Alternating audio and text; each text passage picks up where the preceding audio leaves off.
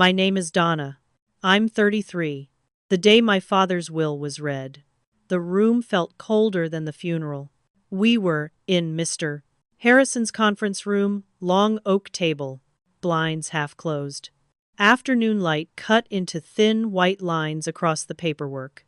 There were coffee cups, legal envelopes, a little bowl of mints no one touched.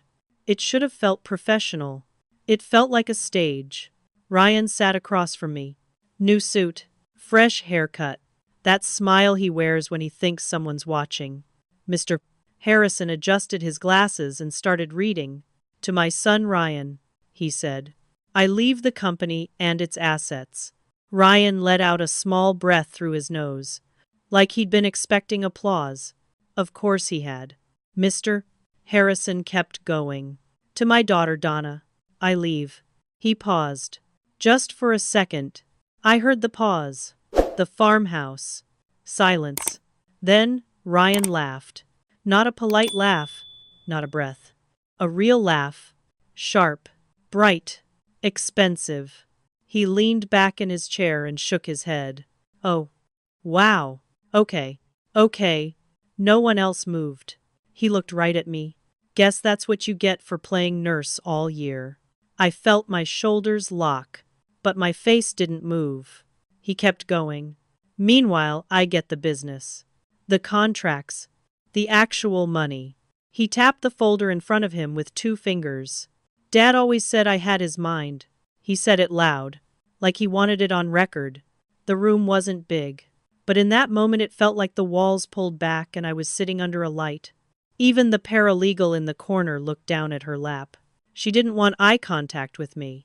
No one ever wants eye contact with the person being humiliated. Mr. Harrison cleared his throat. If we could just… Ryan cut in. No, I just want to be sure we're all clear. He pointed his pen at the page with my name on it. She gets the old place with the sinking porch and the rotting fence. I get the company my father built from nothing. His legacy. Right. He smiled at the lawyer. Waiting to be blessed. Mr. Harrison didn't answer right away. That was the first crack. Ryan didn't hear it. I did. My hands were under the table, fingers laced together so tight my knuckles ached. I didn't trust my hands where people could see them.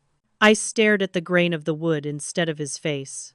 There were faint scratches along the table, like someone years ago had dragged a briefcase across it in a hurry. I kept my focus there. If I looked at him, he'd think I was arguing. I wasn't going to argue. I mean, Ryan said, half laughing now. No offense, sis, but you're not exactly operations material. You're good at the home stuff. Home stuff. That sat in the air. Home stuff. Like the oxygen tanks. Like cleaning blood off his sheets at 3 a.m. so he wouldn't wake up and see it. Like lifting a full-grown man when his legs wouldn't answer him anymore. Like watching your father choke because his lungs were filling, and you're alone in the kitchen trying to keep him calm until it passes. Home stuff. I didn't look up. I just swallowed once. Ryan. Mr. Harrison said quietly. That's enough.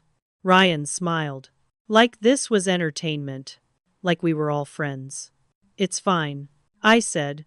My voice came out steady. Ryan raised his eyebrows, surprised I'd spoken at all. He expected crying, or begging, or the kind of silence that means you broke. He didn't recognize the kind I was giving him. Mr. Harrison slid 2 sets of documents across the table. We'll need signatures acknowledging receipt of assets. Assets. That word tasted metallic. Ryan reached for his pen like he'd been signing things his whole life. He was almost casual about it. Casual entitlement. I picked mine up slower. My name was already typed. Donna Mae Carter. My father's name above it. Seeing them together did something I can't explain. It felt like someone pressed a thumb straight into my sternum and held it there. I signed anyway. The pen didn't shake. When I slid the papers back, Ryan leaned in and dropped his voice just enough so only I could hear. I'll try to swing by the farmhouse sometime, he whispered. Get some fresh air, clear my head between board meetings. Then he smiled, like this was sweet, like this was brother-sister, like this wasn't him stepping on my throat in front of witnesses and calling it tradition. I let him finish his little performance. Then I looked at him. Really looked. And for the first time since we sat down, he glanced away first. That was the second crack. He didn't realize it was a crack. I did. Mr. Harrison folded his hands. Is there anything either of you would like to state for the record? Ryan opened his mouth. I spoke first. No, I said. Just that. No. The room went still. It wasn't loud. It wasn't dramatic. It was control. It tasted clean. That's the part people don't understand. Humiliation isn't always someone screaming at you. Sometimes it's everyone pretending you're lucky to get the scraps and acting like you should thank them. I didn't thank him. I stood. Ryan smirked. You upset. I looked at him like he was background noise. And I said, Are calm. Are we finished here? Mr. Harrison nodded once. We're finished. Ryan laughed one more time on his way out. Big and careless. Like a man walking through a doorway he thinks will always open for him. He didn't know it was the last time he'd laugh like that in front of me. Not with that face. Not with that voice. Not in that suit. Not ever again. Ryan's laughter trailed into the hallway long after he'd gone. It echoed down the marble corridor. Clean and cruel. Mr. Harrison stacked the files into a neat pile, pretending not to notice I hadn't moved. Take your time, he said softly. Then he left too, closing the door with the kind of care people reserve for the broken. The air smelled of paper and burnt coffee. I could still feel the heat from where Ryan had been sitting, a shallow dent on the chair. Like arrogance, left a mark. Outside, traffic hummed, steady and distant. The world had kept going, like it always does. I looked at the signature line again. My father's name, then mine. Just two black lines separating everything I gave from everything I lost. In the reflection on the window, I didn't look like a victim. I looked still. That's the thing about humiliation. Everyone assumes you'll break. They don't realize silence has a way of collecting itself, becoming sharper with every word you don't say. I gathered the papers, folded them once, and placed them back into the envelope. Then I whispered to the empty room. That house, it's mine now. The words didn't sound weak. They sounded like a plan. I left the office without saying goodbye. Outside, the light had shifted colder, clearer, almost silver. Every story has a breaking point. That was mine. But before I tell you how I got here, the farmhouse smelled like rain when I came back that night. The windows rattled against the wind. The roof groaned like it remembered better years. I set the envelope on the table, the same table where Dad used to eat soup in silence. The clock on the wall still ticked, half a beat slower since the day he died. I walked past the chair where he used to sit. The cushion still carried the shape of him, soft, uneven, familiar. The house didn't feel empty. It felt paused, like it was waiting for something that wasn't coming back. Ryan had called earlier that week, not to ask how I was, but to make sure the oxygen tanks were gone. You should clear the space, Donna. It's depressing. He'd said it like grief was clutter. I used to defend him, used to tell myself he was just busy, that Dad understood. That family didn't have to show up the same way. But the truth was simpler. He didn't care unless someone was watching. When Dad's lungs got worse, I learned how to lift him without making him feel heavy. How to smile when he said, "Don't let your brother see me like this." He meant don't let him see me weak. But Ryan never came anyway. I remember one night, rain hitting the porch roof. Dad too tired to eat. He looked at me, eyes unfocused, and said, "You have my steadiness." I smiled back, though it felt like he was giving me something invisible while saving everything visible for Ryan. After he passed, the silence in that house was thick. Every room had his absence in it. The kind of quiet that doesn't end when you turn on the lights. People came with flowers, casseroles, advice. Ryan came with a list of assets. He looked around, wrinkled his nose. You should sell this place. Donna. It's not practical. I didn't answer. Because practicality was never what held this house together. That night, after the funeral, I washed the dishes alone. Outside, headlights passed down the road and disappeared. In the window's reflection, I saw myself, same face, same hands but smaller. I didn't know it yet, but that was the last time I'd ever apologize for staying. The weeks after the funeral blurred together. Days folded in on themselves, same coffee, same silence, same ghosts. Ryan called twice. Once to remind me about paperwork, and again to ask if I'd found a buyer. You're not planning to actually live there, are you? He said it like living meant losing. I started fixing the house piece by piece. Not because I had to, because it was mine now. The leaky faucet, the stuck window, the door that never closed all the way. Each repair was a kind of proof. In the evenings, I'd sit on the porch where Dad used to rest. The same horizon, the same wind through the fields. Only quieter. That's when I began hearing the echo of Ryan's laughter, not in memory, but in the way silence filled the space he left behind.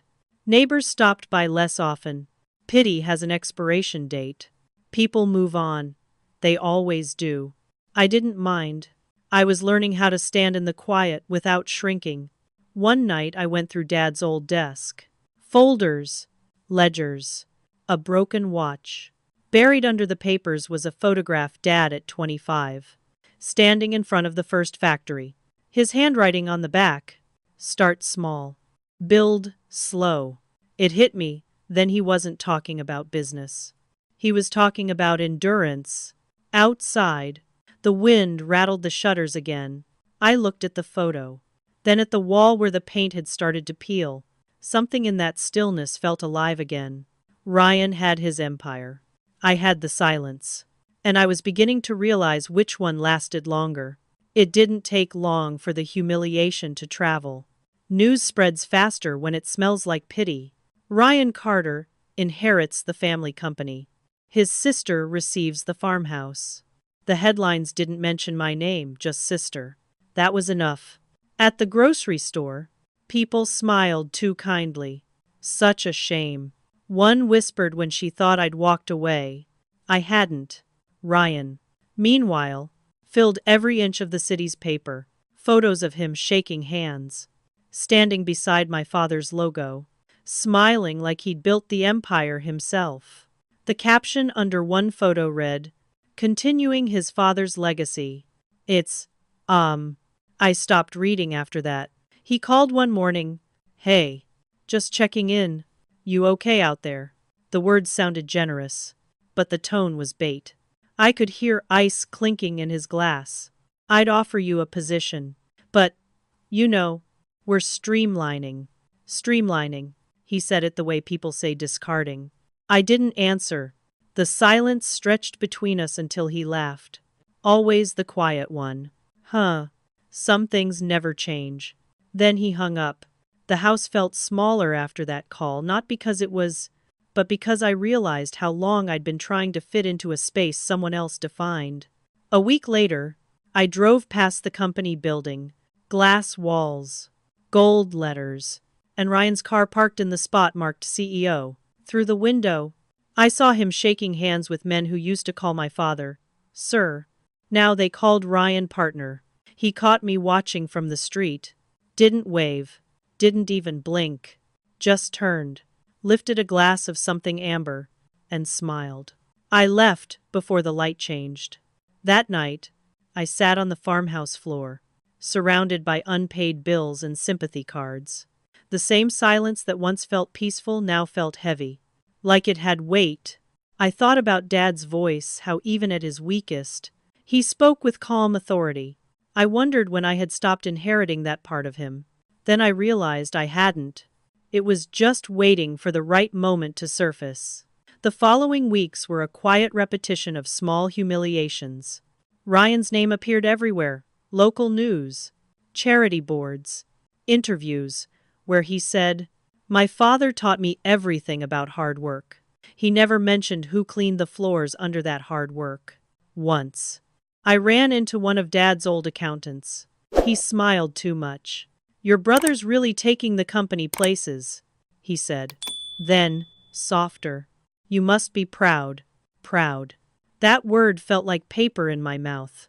I nodded anyway. People like stories where everything stays simple. Back home, I started avoiding mirrors. The face staring back looked patient, but tired in a way patience can't fix. The kind of tired that comes from being told your worth in whispers.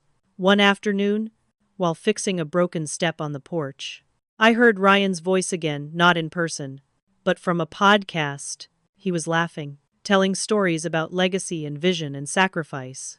"My father always said the strong ones build. The weak ones stay behind." The host laughed. Ryan laughed. I turned off the radio. The nail I was holding snapped. It wasn't anger, it was precision.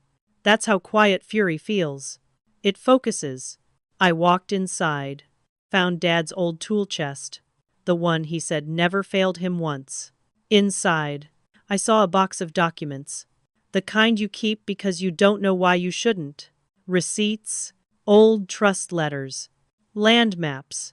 One envelope was different, sealed, marked only with my father's initials and a date, 3 months before he died. I didn't open it yet. I just held it, thumb brushing against the paper's edge. Outside, the wind rose, pushing dust through the cracks in the window frame. The house creaked again, not weakly this time, but like it was waking up. I set the envelope on the table, turned off the lights, and sat in the dark. For the first time in months, the silence didn't sound like defeat. It sounded like something waiting to be spoken. This time, something cracked, not inside me, but around me. Morning came slow, gray light sliding through thin curtains. The farmhouse was quiet, the kind of quiet that listens. The envelope still lay on the table where I'd left it. I made coffee first. Small rituals before war. Then I opened it. Inside were two things: a handwritten note and a folded bank document. The note was short, my father's handwriting shaky but clear. "For Donna. The house was never the real inheritance. What's beneath it is." I didn't understand at first. Then I saw the second page, a deed of transfer and a key taped to the corner. Not to the house, to a safety deposit box at Harrison and Wells Bank. The signature at the bottom was his, dated 2 weeks before the will. I sat there, staring at it, heart steady, not racing, steady. I could almost hear his voice. "Start small, build slow." The meaning changed now. Maybe he hadn't overlooked me. Maybe he'd hidden something where Ryan would never look in silence. I grabbed my coat and keys. The road into town was long and empty, lined with bare trees and old fences leaning under their own weight. At the bank, the clerk recognized my last name. Her smile faltered when she checked the records. "Yes, Ms. Carter. It's still active." In the small vault room, she handed me the box and left. Inside, more papers, sealed accounts, and a letter addressed to my daughter. I unfolded it carefully. "Ryan got my pride. You got my patience. One builds noise. The other builds roots. You'll know what to do when the time comes." The air felt heavy, like the past had finally exhaled. I sat there for a long time, letting the words settle into me. Not revenge, not justice, just truth, handed back in silence. When I left the bank, the winter light hit my face.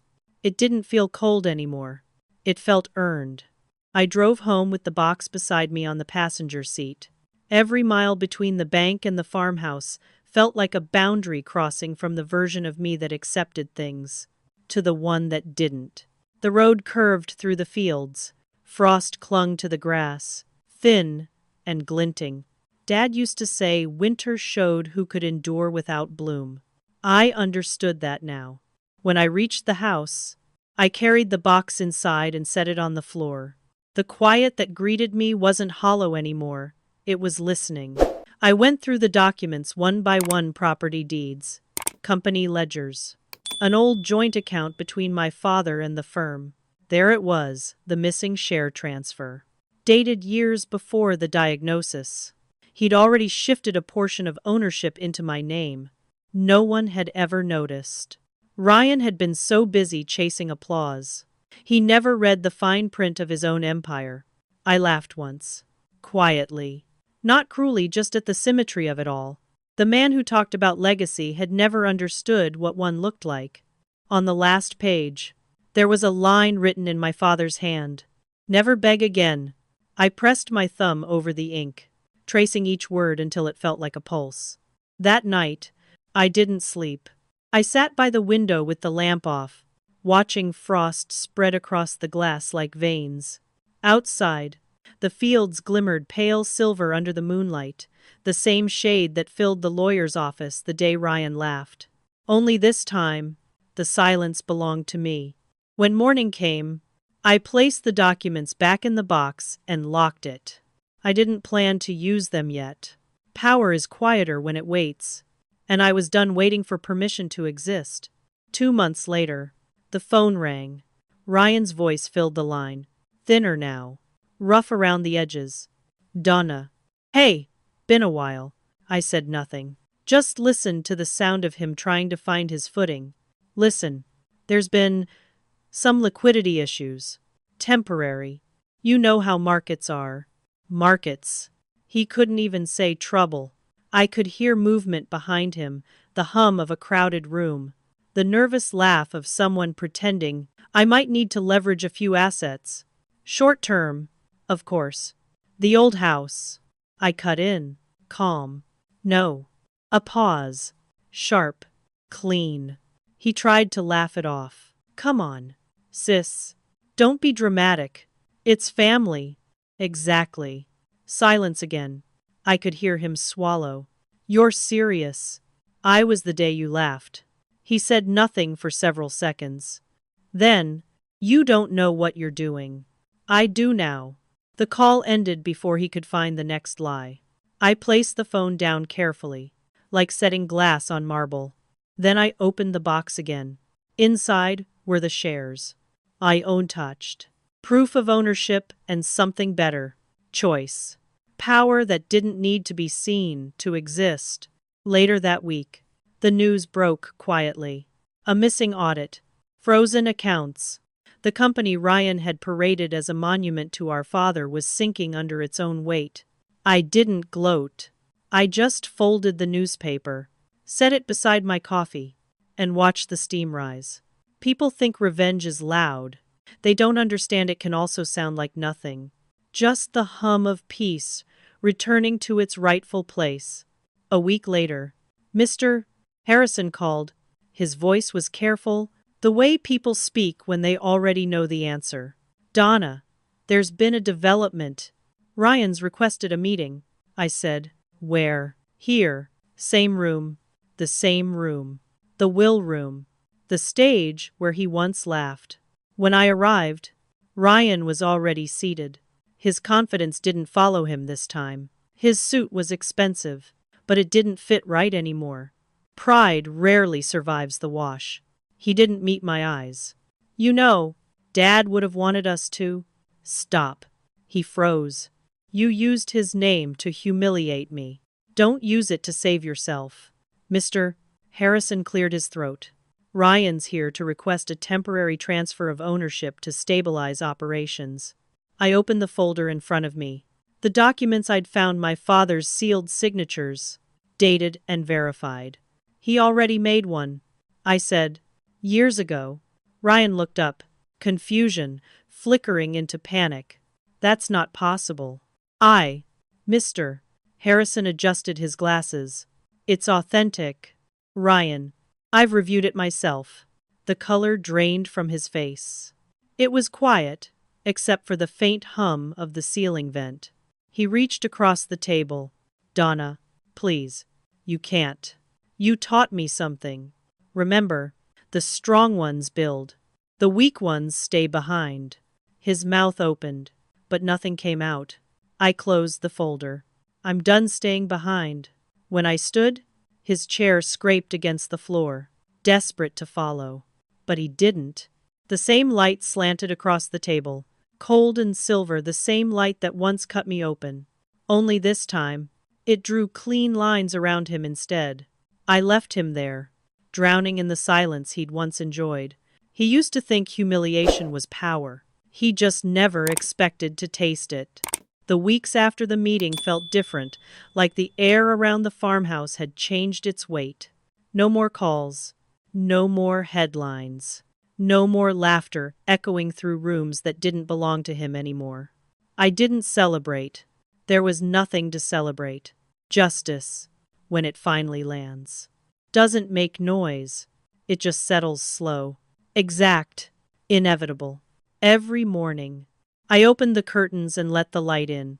The same light that once felt cruel inside that lawyer's office now spilled soft across the floorboards. It didn't blind me anymore. It warmed. I fixed what I could: the porch railing, the cracked window in the kitchen, the loose step that had almost made me fall years ago. Every nail I drove in sounded like punctuation, a quiet sentence ending. Ryan sold his car, then disappeared from town. Someone told me he'd moved west, to start over. I didn't ask where. You don't follow ghosts when they choose to fade. Sometimes at night, I still thought about that moment in the conference room, his voice echoing against the walls. Everyone pretending not to see what cruelty looks like in daylight. It used to replay in my head like a wound.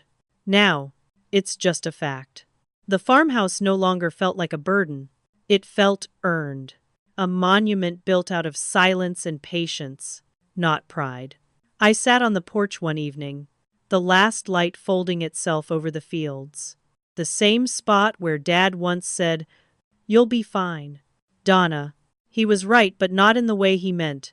The wind picked up, brushing through the dry grass.